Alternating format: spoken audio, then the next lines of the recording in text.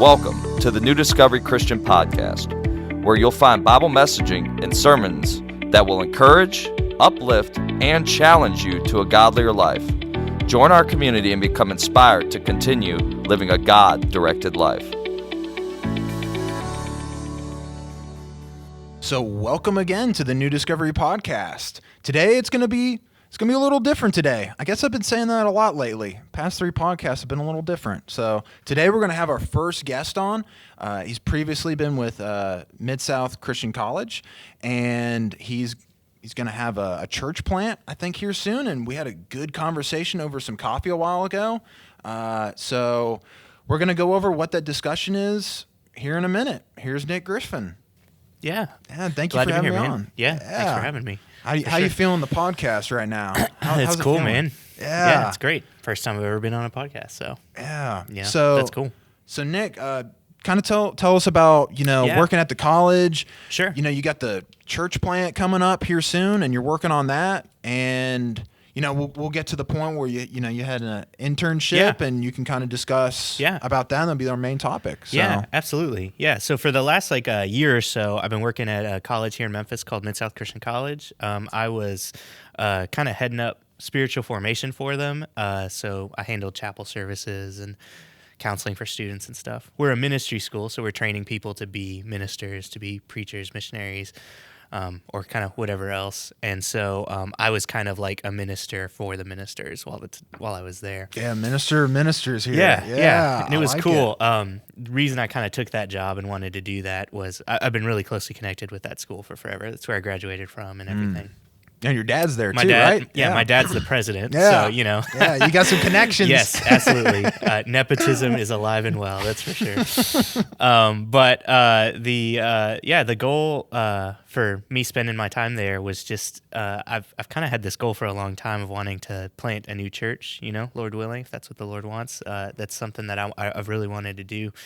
And so this gave me some time to really get some of my details figured out of what that's going to look like. So that's what I was doing for the last year. And as you mentioned, I just recently, a few months ago, switched over full time to really looking at, church planting is what they call it in church circles. But the whole idea is starting a new church, new congregation somewhere here in the city of Memphis. Yeah. You want to discuss a little bit of why you did this? I mean, we don't have to go in depth necessarily, but kind of like why you wanted to do this church plant. Yeah, because I thought it was really interesting the last time we talked about it. Yeah. Originally, it kind of all started from a different ministry that I was involved in right out of college. I worked together with some friends of mine to start a coffee shop here in Memphis called Avenue Coffee, and a big part of my desire for that was to really reach out to college students. There's a lot of statistics that show that college students especially are kind of not really engaging with churches, just really any kind of different churches.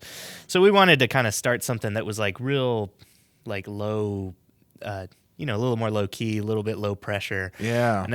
Not having you come into a church, but just hanging out at a coffee shop. And you're in college, you want a little caffeine in the morning. Got to get some of your homework done, whatever it might be. That's what I do. And then just get to know people, minister to them that way, and all that kind of stuff. And man, just through some conversations with people in the coffee shop, as I'm trying to think through kind of what's the best way to minister to some of those people, really became convinced that there was just a really good need for I don't know, just kind of a different kind of church that would really focus in on that group of people. But I mean, honestly, I just have a lot of personal preferences and things that I would like to see based on my understanding of what would be, a good, healthy church. And I wanted to, kind of pursue that. Yeah. So that's when I kind of decided that, when I decided I wanted to pursue church planting, I realized I really, I had been working in this coffee shop. I had business knowledge. I had some fundraising knowledge, that kind of stuff. But I didn't really have inner workings of church knowledge. So that's when I decided to go through this really awesome master's program through Johnson University. What's it called, by the way? It's called the Master's in Strategic Ministry, I believe. Wow, that sounds like something from the military or something. Yeah. Stratagem. Yeah, the gospel. Which is the whole idea. It's all about figuring out strategy, and I'm all about that. I really believe that the gospel is good news for everybody, and I want to figure out the best strategies to get that in front of as many people. And so, that seemed really cool to me. But the other reason it seemed interesting to me is because included within that was going to be an internship with a church that was doing some really cool stuff. It's a church in Florida called Real Life Christian Church. That's where I ended up interning at, and they're killing it in a lot of ways. It was really, really cool. If I'm going to be honest, my own desire was kind of not really for that style of church. It's a mega church, what people would mega call. Church. How many people do they have? Do you remember? I don't remember specifically. I want to say 6,000 or 7,000 members total. But that's spread out over multiple campuses. So they've got multiple locations, and they consider it kind of all one church. Okay, so all those different make up the 6,000. Okay, yeah, that's but not even like still, 6,000 or 7,000 one place. But even some of them are close to at least probably 1,000. Yeah. In Oh each yeah. one. No, there's a couple campuses. I think there's at least one campus that has 2,000 or 3,000, somewhere in that range. So yeah, and in that, I remember when we were, it's been brought up about, holograms and, that's the big church style, and there's campuses.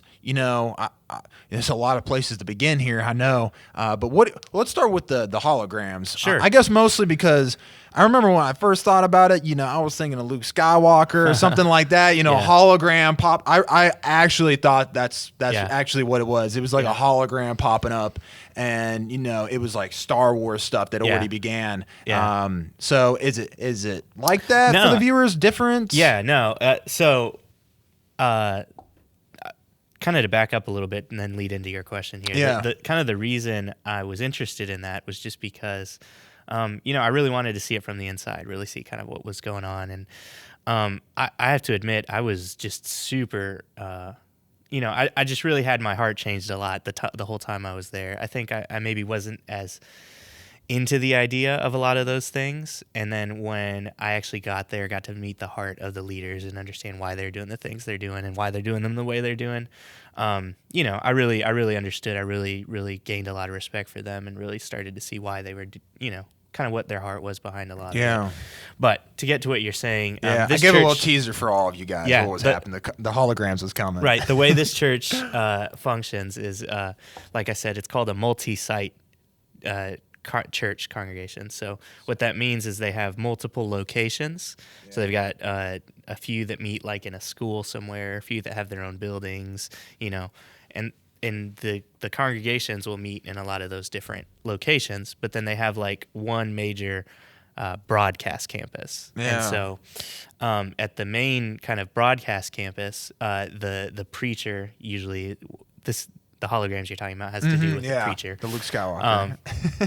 What the preacher will do is he'll be at the main campus, the broadcast campus, in person, and he will preach to the congregation that's there. And what they are doing is they are filming that and broadcasting it to their other campuses. Okay, to the other So campuses. at a lot of the other campuses, what those people are doing is there's a whole congregation of people that are also gathering there, meeting there. And usually up on stage, what they'll have is they'll have a big screen about the size of the whole stage. Okay, And they'll have, the broadcast from the sermon right there. So it's really cool at some of the campuses. Like I said, the screen will cover pretty much the whole stage, and it'll be about life size. So it's technically not a hologram, it's just a screen. So it's technically like a really good projection, is something like that. Yeah, it's a screen. It's a screen against the back of the. Does the it look stage. better than like?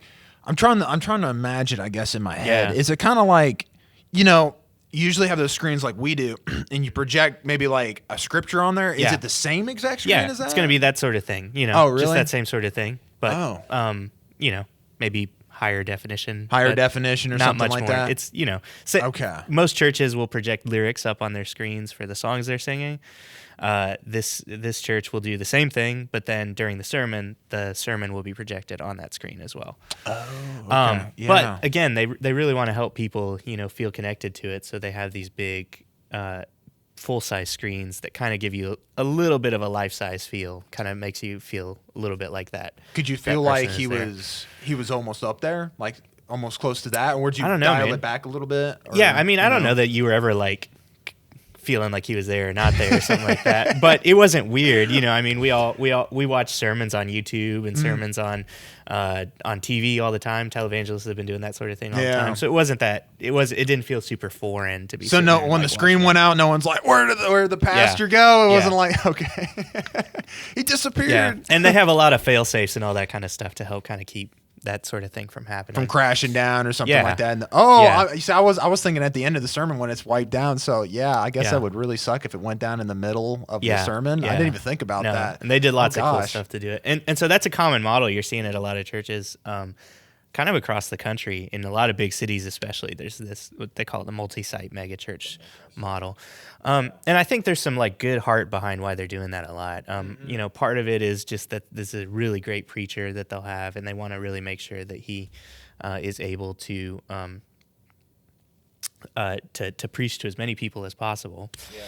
And, you know, kind of one of the older models was to build these big, massive buildings and just try to pack them out. And pack in as many people in a giant, in one location as church. possible. Okay. And I think their whole idea was like, hey, let's have some smaller spaces and, you know, be able to still have the same preacher preach to as many people, but, you know, spread it out a little bit more. I didn't even think about that, honestly, because I remember when I went to Dallas, I went to one of these mega churches where it was just packed. Yeah. I mean, there was escalators everywhere. Yeah. There was not an elevator for one story. We're talking like multi-stories. I'm sitting in this elevator as long as I would be in like a skyscraper. I was just like, wow. Yeah. I was like, this? It's big. It, you know, and it's different. I wasn't used to that. I had grown up in a pretty large sized church, I guess, compared to the average, but nothing huge.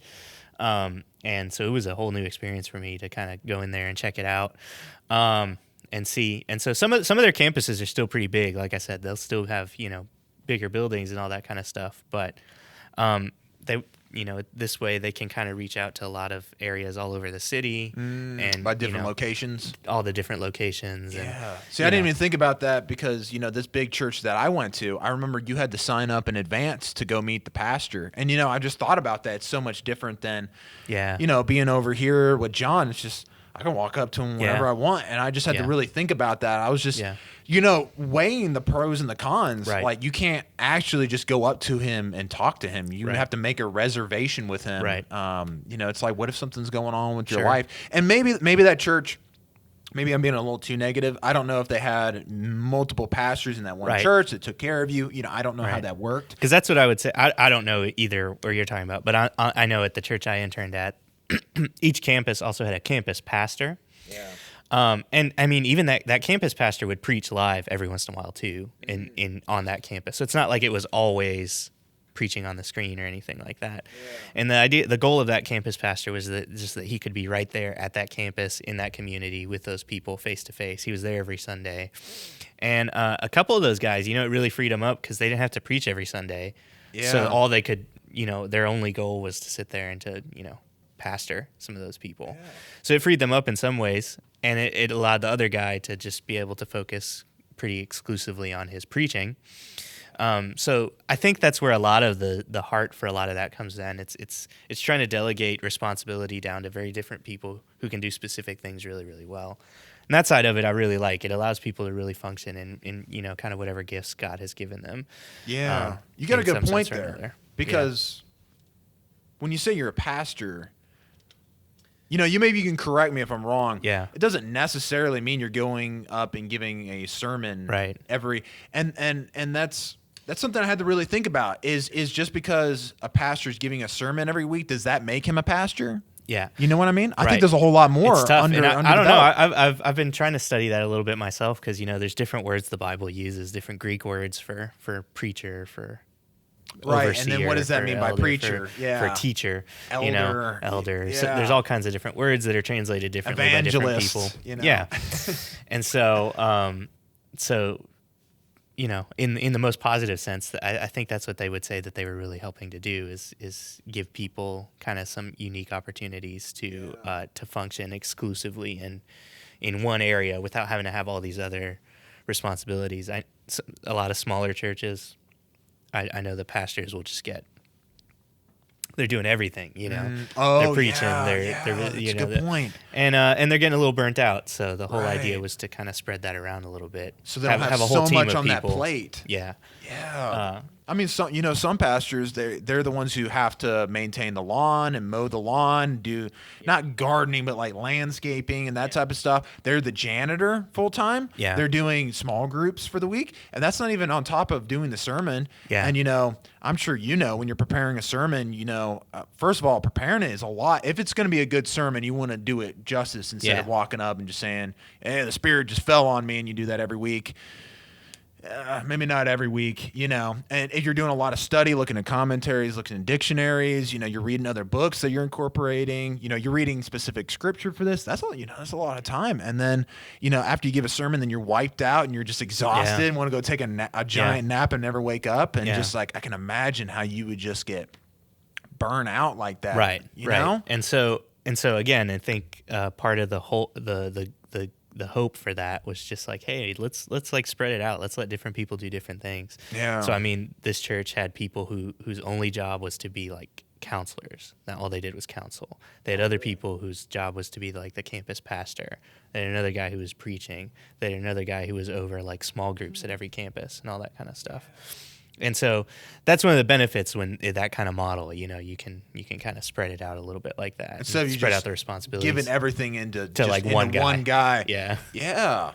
See, I never really thought about that really before necessarily, because I'm trying to think of where the scripture is, but it talks about preparing people for works of services. I can't remember where that's from. Yeah, Ephesians, I think it's chapter 4, I think. Yeah, and that's like one of the main things that we're supposed to be doing is preparing other people for works of service. Right, and sometimes we have a mentality of, oh no, it's the pastor who does all the works, and I kind of come in there and enjoy his works, and I kind of leave, and it's, and it's more than just, just the fact that he's getting all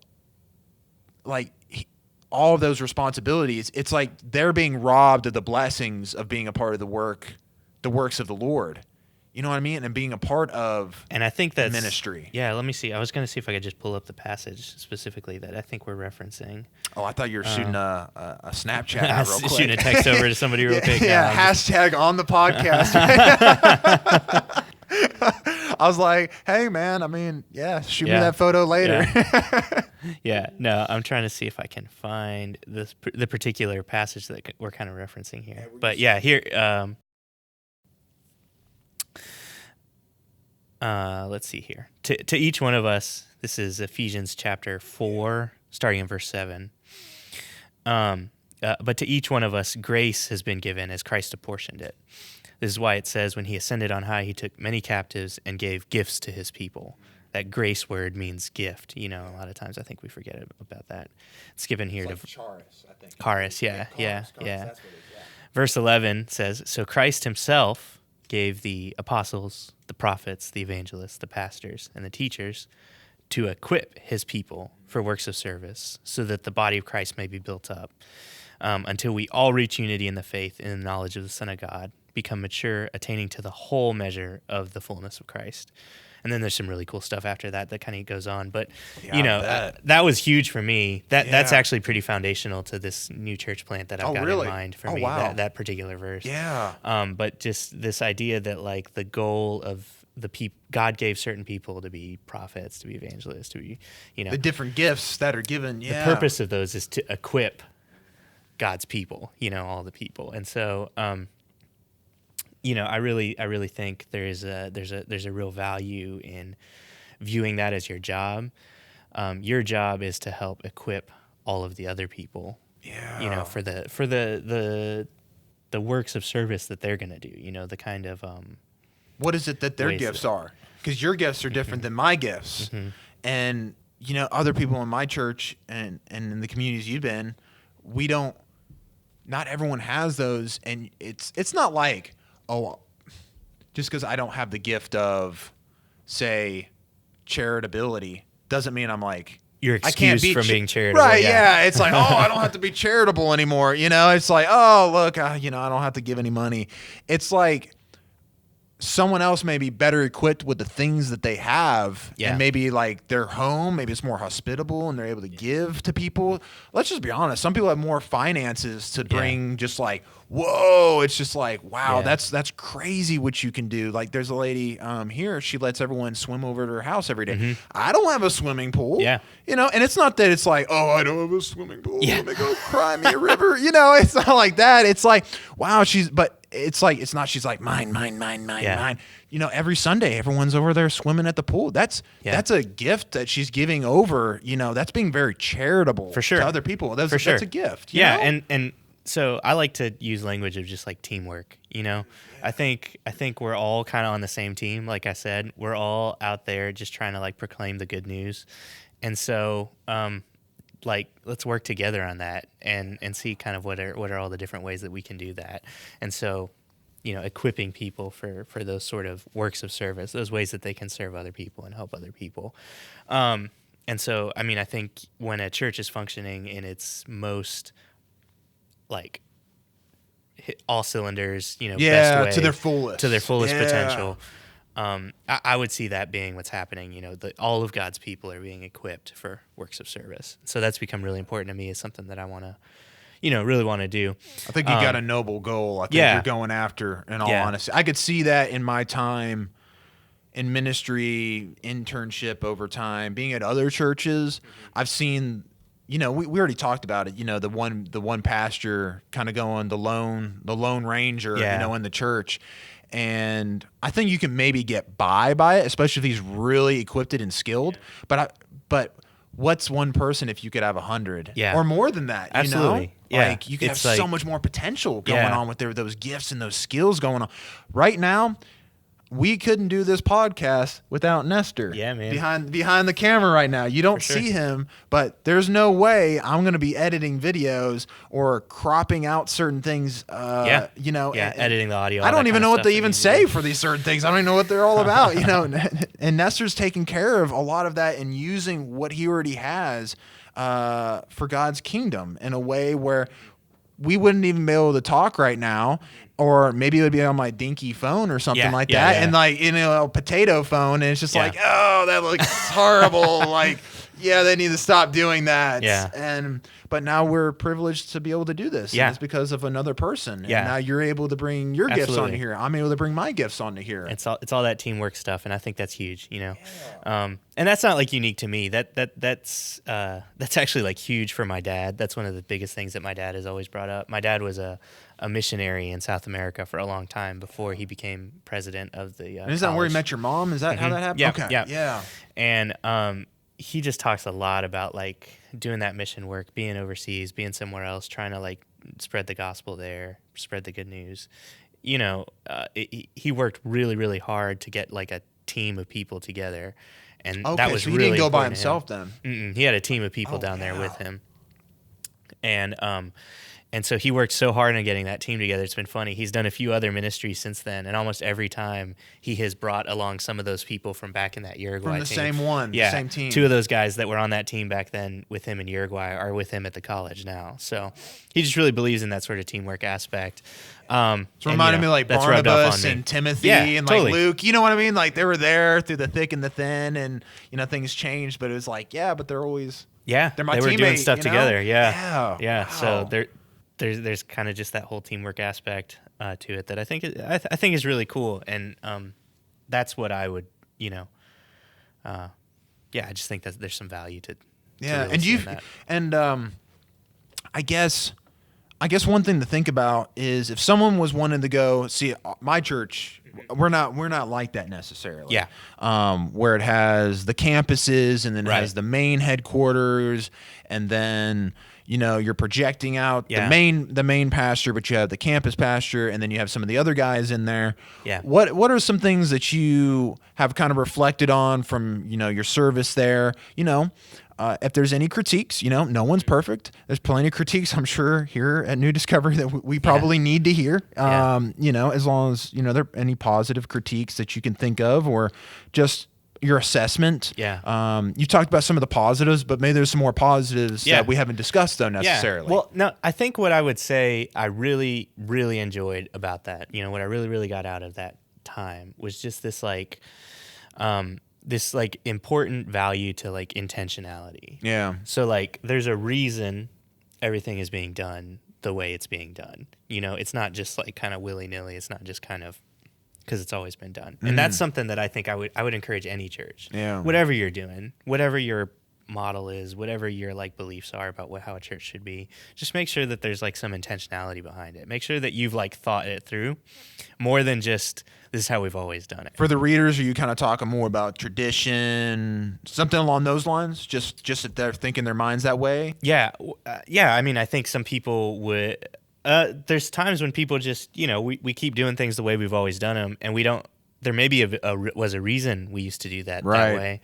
And then we kind of lose track of that reason. It's been long enough. Why we actually do it now. And so we're doing it because we've always done it, you know, and all that kind of stuff. And then it becomes the right way and then maybe even the only way. Yeah. And so I really want to, you know, fight back against that.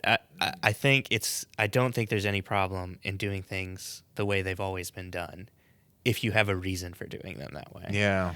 And I think, you know, I think that's kind of one of my main things, man. By and large, a lot of churches are like criticizing each other, biting at each other, tearing each other down, you know, trying to say, man, that church over there, they're the worst. That church over there, they're the worst. Always thinking the worst of their brothers and sisters. Right. And I just really don't see any value in that. I think we got to be building each other up. Because we are the church together. Yeah. You know? And so there's some value in, you know, pointing out some things to your brothers and sisters and being like, hey, you know, are you sure that's the best way to do that? Maybe you should try it this way. Maybe you should do things that way. Right. You know, I think that's a good spirit. Especially with things going on Sunday morning, is in like you're already meeting together and like a way you do it, you know, and I guess I'm glad because if it comes to moral things and people are off track, you know, that's getting into a muddier conversation there. But like you're saying, I remember someone came into our church and, you know, you've given a sermon there and just the way it goes about. Yeah.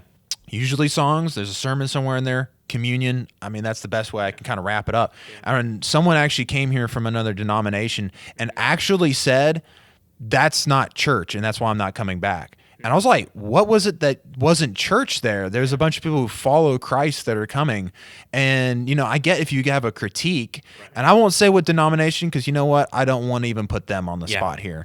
I'd rather not do that. It's too much of a blanket statement. Yeah, I'll be doing the same thing almost. But, you know, it was like you went to such an extreme and just completely devalued us and one, you know what I mean? And and there was actually no feedback actually about what that was. It was just that wasn't church. And so people have like very specific reasons for thinking things need to be a very specific way, one way or another. But, you know, like an example with these big mega churches a lot, I hear a lot of criticism. People want to just like really dog on that model and really be like, man, they're just all about money. They're just like these like super rich pastors who are up there just trying to like buy fancy cars and fancy clothes, and it's just all a big show. Yeah, they're just it's all about building their own egos. It's all about this, that, and the other. Right. And I mean, man, in my experience, I know those people are out there. I know there's people out there who are, you know, we know that taking there's been advantage some of the gospel televangelists who've done that. Yeah, and the scriptures talk about that. The Apostle Paul talks about it. And even in his day, there were people who were preaching for, you know, false motives and some speculation of financial motives. So I know those people exist. Didn't he call them like sheep and wolves clothing or wolves and sheep's clothing? I'm kind of talking in general. I don't know about the very specific references. I think Paul said that at one point. I can't remember what book. Yeah. If you find it, put that in the comments. Yeah. I'll take a look at it.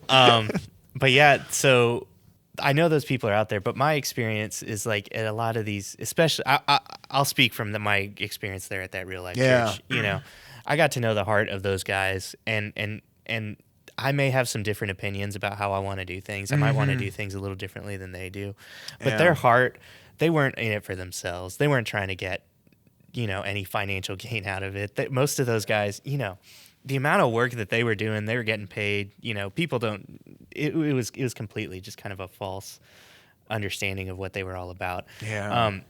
I got to know those guys. Their heart was for people who didn't know Jesus, and they just thought this is going to be the best way to get people to know Jesus. And I think that's just become a big thing for me recently. Is like, I would rather see Christians give other Christians the benefit of the doubt. Let's let's like hope the best for them. Let's try to give them benefit of the doubt. Let's quit assuming the worst every time that we see something that's different than what we're used to. Right. And I think that's probably a problem lots of times. We're uncomfortable with it. We see it. It's different than what we're used to. And we just immediately are like, I don't know, think the worst about it. I don't want to think the worst about it. I want to think the best. If they prove the worst to me at some time later, you know, if my experience shows that, hey, maybe that's not what's up, I can, you know, deal with that then. But I'd rather come in with it in this attitude of just kind of assuming the best about people. And so I would say, you know, in that model, they were doing things that way because they legitimately believe that's the best way to reach as many people with the gospel of Jesus Christ, with the good news. And so, you know, that was cool, man. I was super into it. It was good for me. Like I said, I was kind of one of those judgmental people. That's, I guess, what I'm saying.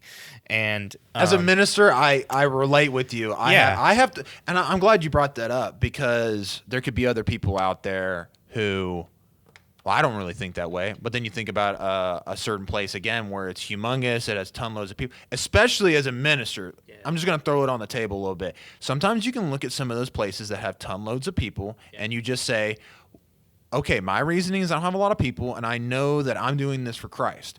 I don't think they're doing that for Christ, and that's why ABC is happening and why a lot of people are coming in there.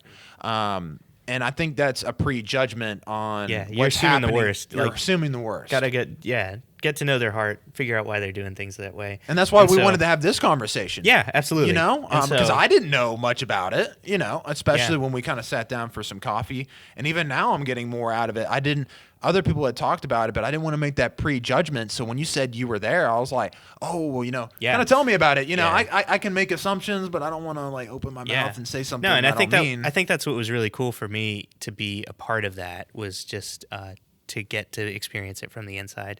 They were super gracious, man. Like I was like an intern there, you know, I was just this random intern kid and they let me see all kinds of stuff. You know, they took me behind the scenes. They helped me to see, you know, kind of some of the inner workings. They took me through the budget, man. They showed me the church budget and showed me how they like spend their money and stuff like that. And it was just a super awesome learning experience. It was really, really cool. Like I said, I have some different perspectives maybe about how I want to do church. Yeah. But I just really gained a lot of like grace for those people and just really see like, man, you know. What would you think about someone who they're thinking about going to these churches? And it's not that you're knocking on this church necessarily. You know, it's not like that. But say, because you got some different opinions and some different experiences from the past. I do as well. Yeah. What would someone who they don't know much about this church, what are some factors that they would maybe need to take into consideration when they're like considering a church or something? To consider a church versus one that could be different, I guess, if that makes sense. You know? Yeah. I don't know, man. That's a nice general question. That came up when we were talking a little bit. I was like, I wonder what you would think about. Yeah. You know, I think I've recently become just really, really committed to the idea that part of like the reason for gathering together is to build each other up. Yeah. And I'm not just saying that as like a just tongue comfort. In cheek. No, yeah, I'm not saying that just like emotionally encourage people, make you feel better or something like that. I kind of like the old like King James word for a lot of that is exhort. Exhort. Oh yeah. Exhort. Exhort your brother. But I think exhort, when you look at that, what that really means is like push each other, spur each other on, build each other up. Spur each other on. Yeah. And so the whole idea is you're like pushing towards a goal. You're building people to like mature, to get to, you know. And so part of that may be like you're going through a hard time. I'm going to encourage you. I'm just going to help you like speak some life into you or whatever that may mean. Yeah. So that may be it. But then part of encouragement could be calling you out when you're like, hey man, that's not what you need to be doing. You're hurting yourself, hurting the cause of Christ, something like that. I think that also fits within encouragement. And so I think that's part of the value of that, part of the value of, gathering together. And so that's kind of my big prerequisite for a church. Mm-hmm. I want to see a church that's like exhorting, that's encouraging, pushing people. How much time would you think? This is entering into what we're talking about with the bigger church. But what would you think about should someone just show up Sunday, and do you think that's enough for the impression of the church, or do you think it needs to be more time or different things to be involved? This is kind of almost like your experience, but even like a little bit bigger in churches in general. Absolutely. Like, what do you think about that, and just getting a real experience of a church? I think, a lot of times you have examples of the earliest church in the book of Acts from the very beginning. They were meeting like every day. Yep. And then you have the temple in the houses. Yeah, they were meeting all the time. And then you have examples of these days where probably the most common thing is maybe once a week. Maybe you have like a Wednesday service or a youth service or small group or something that you're going to in the middle of the week. I don't know that it's my place to tell you what you should or should not do. Yeah. That's why rather than... This is where it's interesting, the degree, everything I did was in strategy. Mm-hmm. But I think a big part of defining strategy is defining your goals. Yeah. What's the end goal? And so I want like why you want to go to this church Yeah. And so what's your end goal? I think, define that as a church. What do you see God calling you to in the Bible? What's the end goal? And then when you define that, then you start to figure out what's going to be the best strategy to get me there. The best strategy might be to meet every day. Yeah. The best strategy might be to have like a very defined program one way or another, different things like that. And I think that's where there's some room, for differences of opinion on how that may go. And so at least my own perception of it these days is what's your recommended opinion? I don't know. I don't know what to call it. I'm totally just it's very fluid right now. I haven't even defined it for this new church that I'm going to be planning, what that's going to look like necessarily, but I do think that we have a lot of technology. You can do podcasts, you can do YouTube videos. We love podcasts here. You can tell. there's a lot of other ways to be able to communicate with people. So I think unnecessarily limiting yourself to having to get together in a church building somewhere is just not taking advantage of the technology that we have in front of us. Those people in the early church, they met every day, and that's great, because they were all like living really close together, and they could get together in these homes and all this kind of stuff. Yeah. And I think there's some value to that. I think that was really cool. So I think I would love to see churches try to leverage technology to connect people a little bit more. Yeah. I guess if I had to say something, I would say I feel like there is there's a value in getting together more often than just once a week. I agree with you on that. Yeah. But I don't know that has to be in person. Right. Or I don't know that has to be every single member of the church. Oh, yeah. I don't think every single member of your congregation has to gather together for it to be, in person. And so I don't think it has to be like a program or anything like that necessarily. I remember not too long ago, I was talking with, I think it was Pastor John, here, and we talked about meeting daily, and I said, over the years, I noticed something kind of, maybe weird is the name for it, possibly. Yeah. I said, somehow I've gotten to a place where I see someone from the church at least 5 days out of the week, but that wasn't like, I'm going to see, someone every day for 5 days of the week. It wasn't like, I'm going to create a program for this. Yeah. We're going to do this, or we're going to have a softball game, or we're going to have a baseball game. You're going to check mark every time that you met somebody from the church. Yeah. And you got to get 5 check marks every week. We have a prayer meeting. And I'm not devaluing anything I just said, but, it was like, it organically, because of the relationships, I guess, I think being genuine, I think, was a part of it.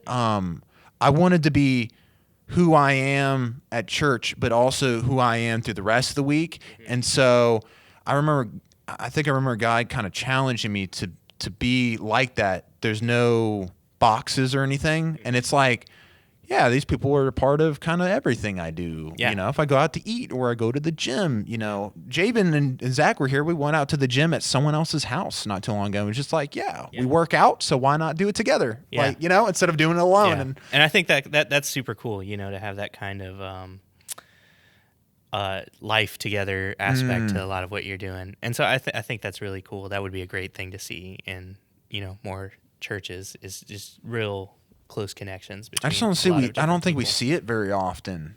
now it's kind of, oh, they're my church friends or my church family. And I'm not devaluing either of those names necessarily, but it's like you're almost kind of like throwing them in a box of, yeah, I see them Wednesday and Sunday, but that's kind of all it will be. And I don't, almost in a way, it's not going to be anything more than that necessarily. It's like categorizing the people. I've got the people at work, and then I have my family, and then there's these people I met maybe randomly, or I saw these guys and we hit it off because we're Star Wars fans or something. I mean, I don't know. Or I remember I have him from high school, and none of those are necessarily bad, but it's like the integration. Like, for instance, some of these conversations we're having right now, I have with people outside of the church. It's like we had a podcast discussion, and it kind of challenges me from what I think is correct too. And it's like, oh, I didn't see it from that perspective. Or like we're talking about perspectives right now. You know what I mean? It's like I never would have gotten that engagement if it wasn't for meeting over coffee and also this podcast, which is another outlet than a group or Sunday. And those aren't wrong. You know what I mean? Those aren't bad, Yeah. And so rather than trying to like prescribe this is exactly 100% the best way to do church, like I said, I think it would be important to figure out like what do we together, what's important to us, what's the end goal for us, and then figure out the intentionality is what I'm getting at. Like have a reason, a strategy for what you're doing, why you're doing what you're doing. And then honestly, like the biggest thing I would say more than anything else is, use the Bible to really help you define a lot of that kind of stuff. Yeah, the blueprint. Mm-hmm. Yeah. You want to make sure that when you're defining a church, really look at kind of what the Bible says about what a church is, what a church shouldn't be. And that's a good point too, that you said that, because I'm a young adult, and another trend that I see is kind of almost like the pendulum is swinging. And I guess why I wanted to highlight, I try to highlight there's nothing wrong with Wednesdays and Sundays, is I'm starting to see what's wrong with meeting at Cracker Barrel once a month? Yeah. You know what I mean? And then that's all it ever, and that's starting to become a natural, and I like Cracker Barrel. I like to eat, I like to meet also at restaurants stuff, but it's like, is that too extreme to just meet once a month? You know what I mean? It's not an easy kind of. No, it's not. And that's, a trend. Even some people say, why can't I just sit at home and watch some YouTube videos and sing some worship songs? And, what's kind of, why is that not a problem for me or something like that? You're right. I had a guy here who told me, I just watch every Sunday a televangelist, and he says that's how I'm going to get church. And that's where I was getting at. I think a big part of my goal is like build each other up, spur each other on, encourage each other. And it's hard to do that unless you like know each other really well. Yeah, you're right about that. Yeah. There's the problem of like you're going to judge people for things that you may not be right to judge them on. And unless you know them better, you're not going to realize that would be right.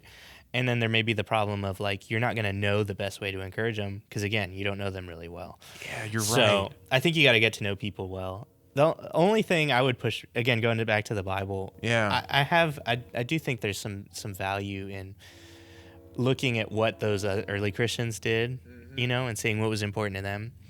And for sure, one thing that's mentioned is that they got together on the first day of the week, which was Sunday. Yeah. This, later on, I think started to be called the Lord's Day. But I think part of what it means to be a Christian is to celebrate the resurrection of Jesus. Yep. And so it was important to them to meet on the first day of the week because that was the day of Jesus' resurrection. It's like a celebration. Yeah. Yeah. And communion was really important to them. The Lord's Supper, this meal that they would have together was really important to them for that reason as well, because they were doing it in remembrance of Jesus, proclaiming his death until he came back again, and proclaiming and really celebrating the resurrection as well, new creation, all that kind of stuff. There's a lot of cool stuff tied up in that.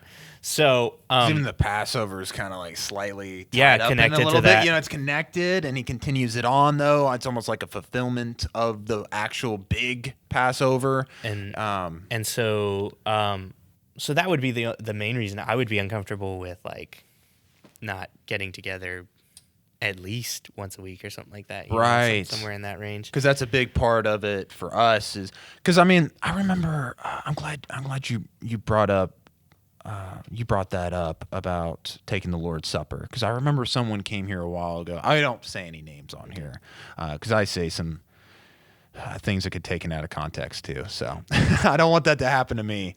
But I remember there was a question of why do we have to take the Lord's Supper every Sunday? And in a way, I'm almost glad she kind of asked that because it kind of challenged my mindset. You know what I mean? Sure. I like to be challenged sometimes. Yeah. I need to be challenged. Actually, that's a better word for it. And I remember it really got me thinking about it. And I was like, I don't even know if remembering Jesus even once a week is good enough. I was like, I really need it almost daily. So why would I not do it once a week? You know, and that's where my mind kind of tended to. It's like, I personally actually need to remember Jesus every day, or it's really going to get whacked out for the rest of my day, honestly, if I don't set that first and everything else kind of gets put together for the rest of my day. And I thought about it. I was like, but that's the only day out of the week we do it together, though. It's like that's the day we remember all together. And it's like it's not just me remembering it. So it challenged me to think, oh, I need to remember Jesus once a week. I was like, no, we need to remember Jesus once a week. And it's just like the Lord's Sermon. There's some cool stuff in there. I haven't really done the deep dive myself yet to study a lot of that for myself. I think that's going to be important to me with this church plan as we're kind of getting together, trying to define that a little bit ourselves. But at least, from some of the early stuff that I'm seeing, I really see that there is something to the Lord's Supper. It became very important and was very important for the, I wouldn't say it became, I would say it was very important. For that early church. And so I want to understand why it was so important to them. And again, you start with your goal, you figure out your strategy along the way, all that kind of stuff. And part of it, seems to be the fact that they were getting together and it was like a communal thing and it was a we thing instead of more just an I thing. And that's another thing about living in the West, America, Canada, Europe, is we have a very individualistic type mindset of it's about me and how can it fulfill me and what I'm doing. And then that also kind of enters into the conversation of a church and how you kind of balance why you're even choosing and want to go to church. Is it about you or is it about the kingdom? And is this church about the we or is it about the you? Yeah. You know what I mean? And decisions that you do. And that could be programs that they do. I'm not devaluing if someone gives your kids iPads at youth group, but is that the reason why you choose that youth group? I always tell my youth, you can always visit other churches. I'm glad you're getting to know other people from other churches. And if you decide one day you are getting more grace and more truth from that church and they're feeding you better than here, man, go for it.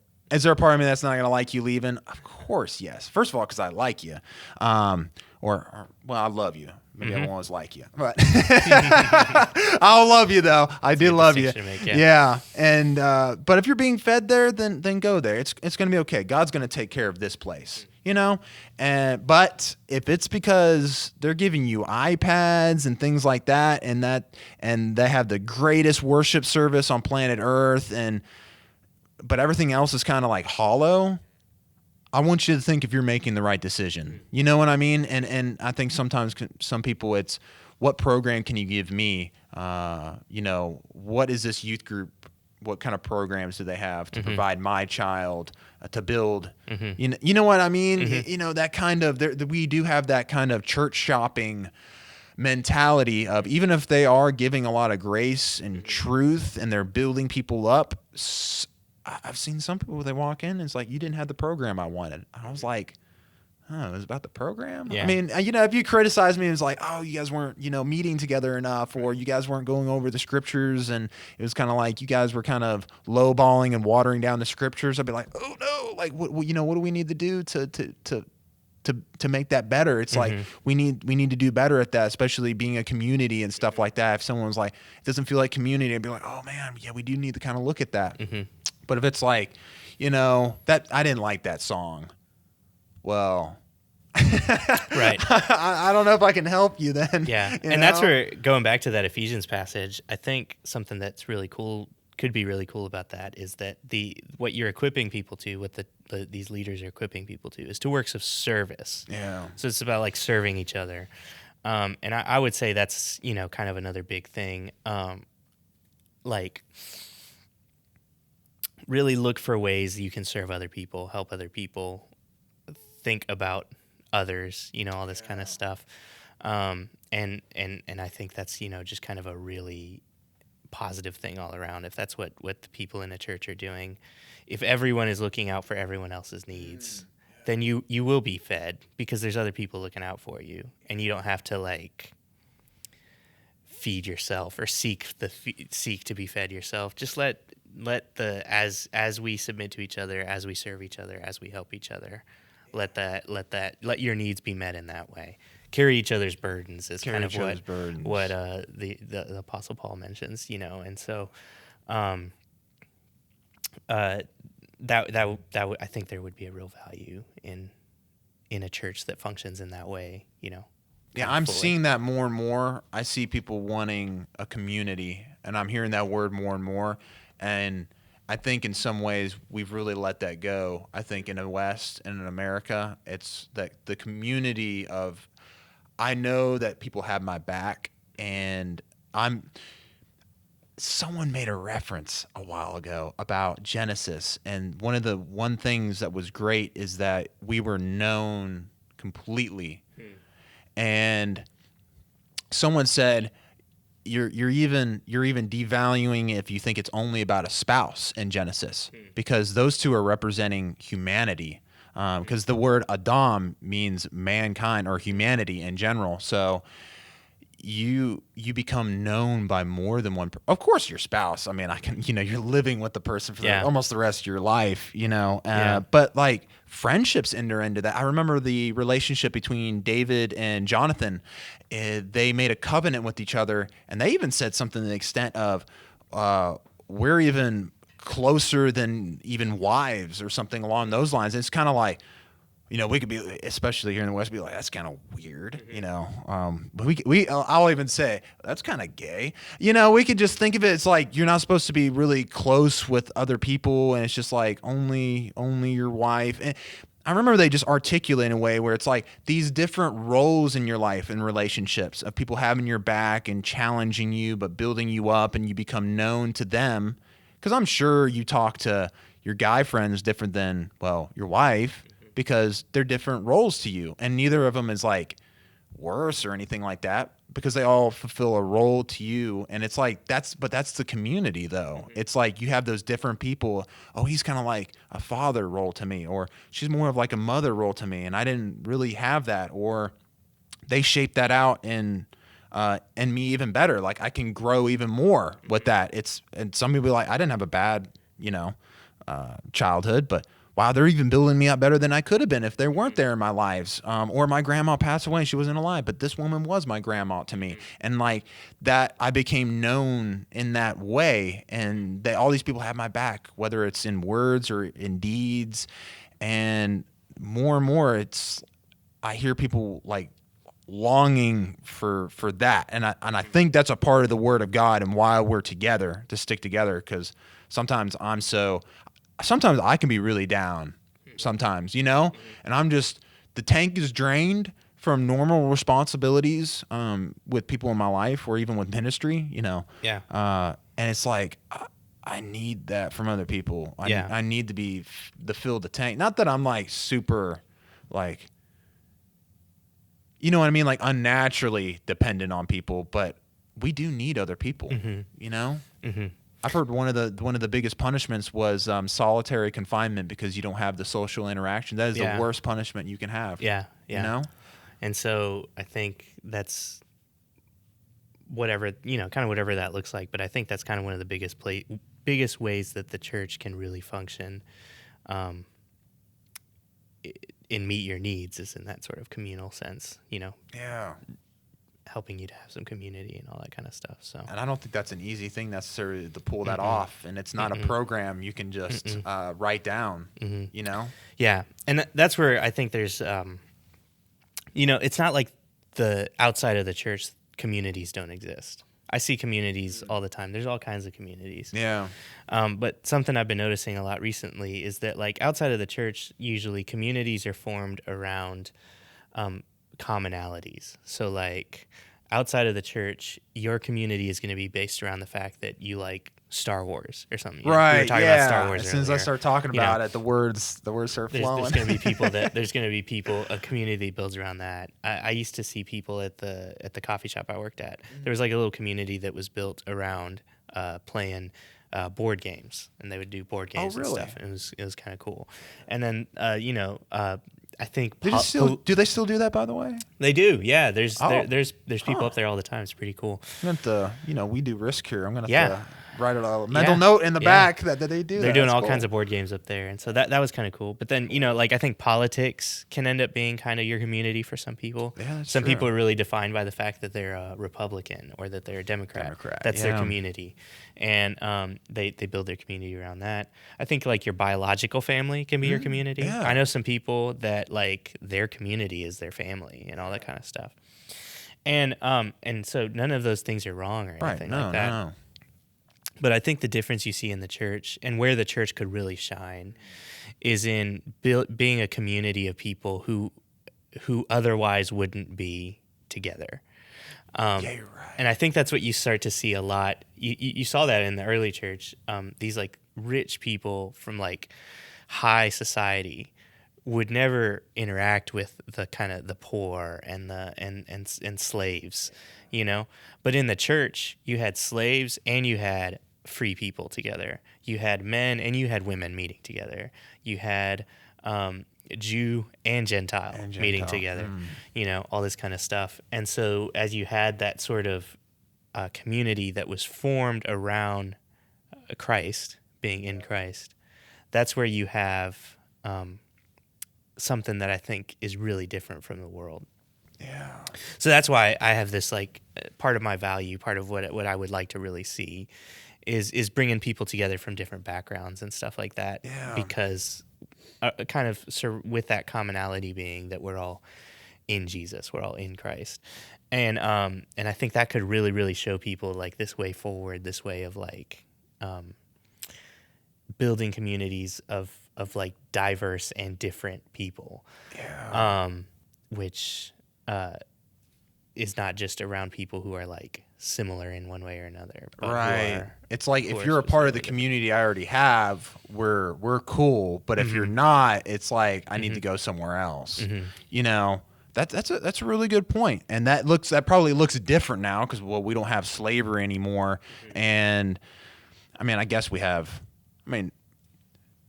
You'd have people from different ethnicities or different cultures, and I mean, in America we see that even more, and it could be all those very divisive. Or you're this denomination, and kind of like we were touching on earlier. I was used to this community, so you're not church, so I don't come here because it's not comfortable. Yeah, it's really interesting to me that. Somebody pointed out to me one of the last things Jesus prayed for was that his disciples would be unified together. I think it's like John, the Gospel of John, like 15 or 16 somewhere. It's in John because I read it not too long ago. Yeah. But he has this prayer for like his disciples to be unified, and what you see Paul talking about a lot when he's writing to these different churches is telling them, hey, like, why are you guys like fighting with each other? Why are you guys? I was just reading in Corinthians where other Christians were taking other Christians to court and stuff like that. Oh, yeah.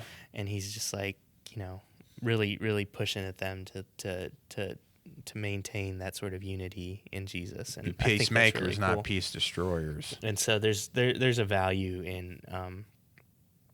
in what the church can show the world when you see all these different kinds of people in a community that's centered around Jesus himself, not around commonalities or from the same ethnic group or from the same, economic he's from the west, class, or he's from the north, or he's from the south, or yeah.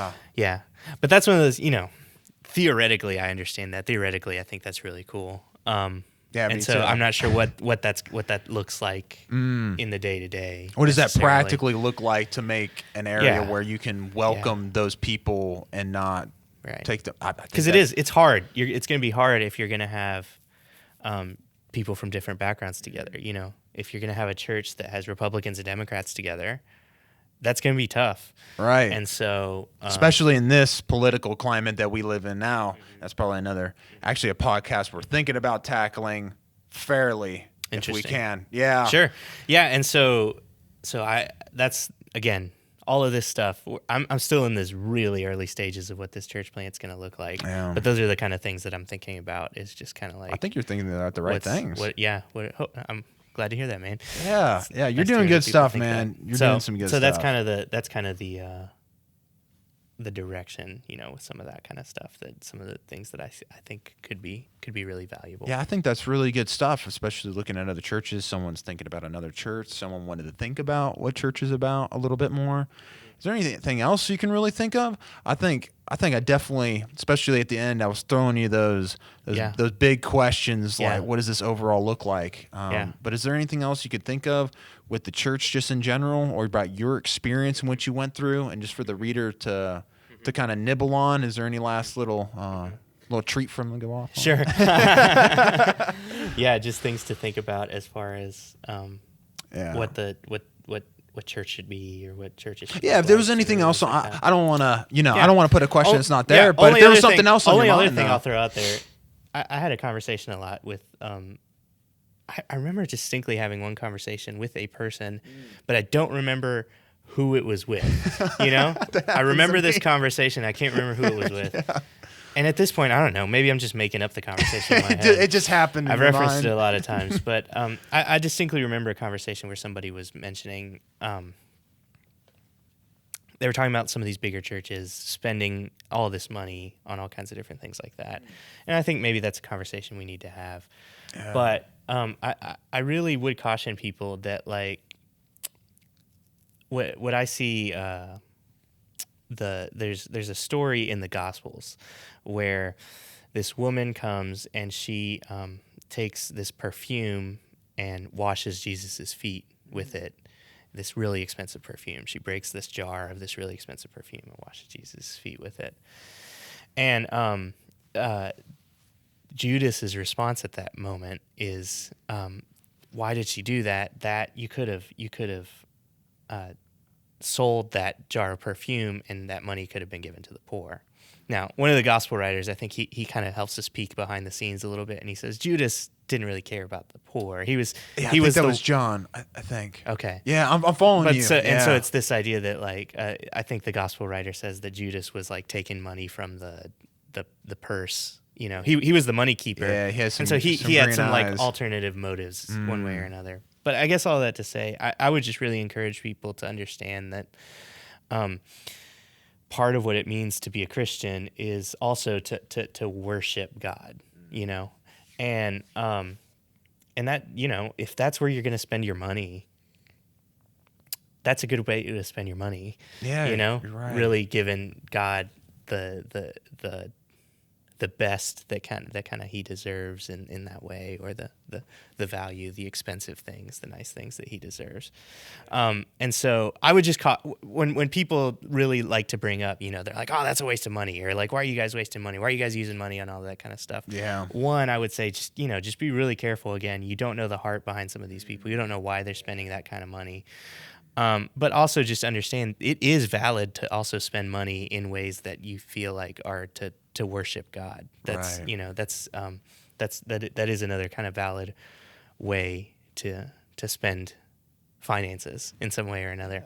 You know, again, I do think that has to be balanced by the fact that you can see clearly throughout the scriptures that God has a heart for the mistreated, for the poor, for the ones widows that are and the orphans. The widows and the orphans, and all that kind of stuff. What is it, foreigners? The aliens. Some foreigners like the aliens, brings up a lot. You know, all kinds of different things like right. that. So again, if you're wanting to please God, do the things that, you know, would be a part of His will, I would say. Yeah. But I guess I would just say, you know, that's just been a caution to me a lot lately, is just make sure if you're going to criticize people over money reasons, yeah. really, really, again, like we were getting at earlier, get it? What's your heart behind it? Where is the criticism coming from? Is it valid criticism? And I don't know. I guess that would be the biggest thing I would say. I'm starting to get to this really big point where I'm realizing, like, I want to know why, like, what's my heart behind what I'm saying. It's really easy to say the right thing for the wrong reasons. Yeah. And so if you're going to criticize somebody, try to ask God to show you where that's coming from. Is it for their own good? Is it not for their own good? A lot of people like to, talk about, like, don't judge. But, there's very specific passage in 1 Corinthians chapter 4, I think, 4 or 5. Yeah. Where Paul is talking about a man who's living a way he's not supposed to be living. And Paul himself says, judge those within the church, and all this kind of stuff. Yep. So there is a place for that. Yep. But again, what's your heart behind it? Are you trying to tear people down, or are you trying to build people up? Are you trying to help them stay away from, like, things that are going to hurt them? Are you trying to help them to please God? Yeah. And all that kind of stuff. And if that's your heart behind it, then go for it, man. Just like let people know what they could do to kind of better their lives. And I would encourage other people to receive that a little bit more. I think people are really bad at, like, receiving criticism and advice from other people. And so I think there's a certain humility that comes in with being like, hey, I hear you. I think you're right. I need to change that about my life and stuff like that. And so in a general sense, that's probably another thing that I could really see a church functioning in really, really well is having that, some of those fail safes to kind of help you keep you on the right track. Keep you from avoiding some of the things. Someone told me once, you don't grow unless you receive discipline. And someone else I was listening to a podcast today, he said discipline is essentially receiving the uncomfortability right now, and you're making the sacrifice for the longer term, which we all do. We all make sacrifices. I'm going to school. I'm not going to school for 4 years. For nothing. Yeah. At least I hope not. Yeah. I made that sacrifice of finances and stuff like that. And someone's like, yeah, discipline's the same way. You accept that uncomfortability for the moment, for the long-term growth. And, we won't grow if we don't. So like I was saying, it's for building each other up. Yeah. So you're building each other up. It's building towards something. I'm glad you just mentioned that, because that could become a big issue. Yeah. Sometimes. So I don't know. Yeah, That's just another interesting thing that kind of has come up in my mind. I think people needed to hear that, I think, in all honesty. So yeah, man. Nick, thank you again for having us on, coming on to the podcast with us, our first guest. Yeah, absolutely. Great job.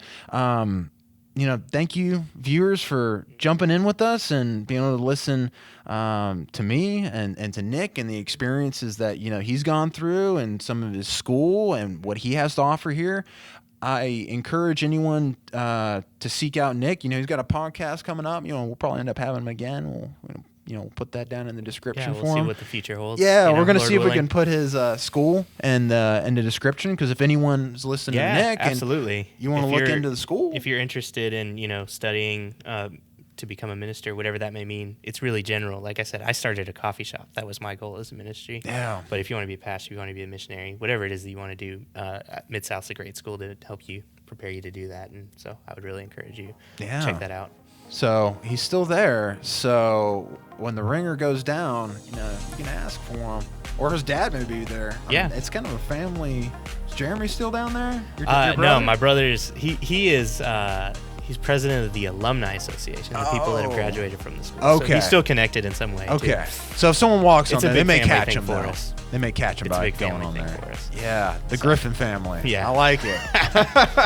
All right. Thank you, everyone, for joining in, and we'll see you on the next podcast. All right. Signing off.